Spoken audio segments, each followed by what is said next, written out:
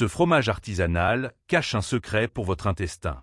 Des chercheurs britanniques viennent de le découvrir. La raison? Des bactéries invisibles à l'œil nu.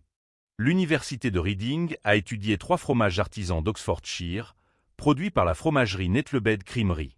Le premier est un fromage à croûte blanche molle, affiné un peu plus d'1 semaine. Le deuxième a une croûte lavée, semi-molle, qui mature plusieurs semaines. Le troisième est semi-dur, affiné 9 mois dans du foin. L'équipe a suivi chaque étape de leur maturation. Elle a analysé les bactéries et la composition chimique de chaque fromage.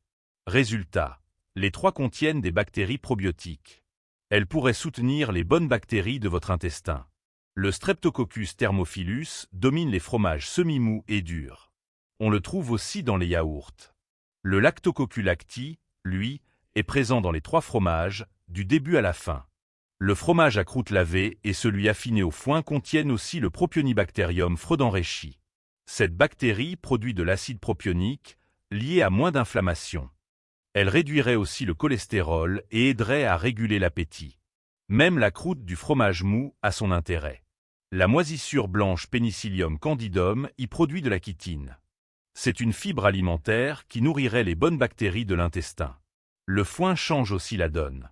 Pendant l'affinage du fromage dur, la diversité bactérienne explose.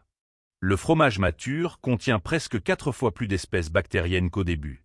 Autre découverte, le lactose disparaît presque entièrement une fois le fromage prêt à manger. Les bactéries lactiques le décomposent pendant la fermentation.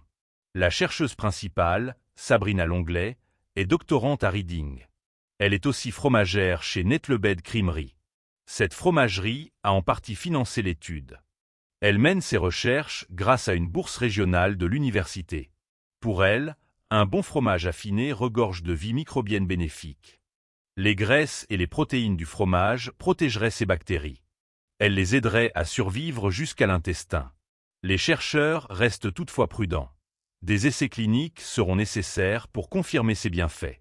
N'oubliez pas de vous abonner pour suivre plus d'infos sur Curio Nova. À bientôt.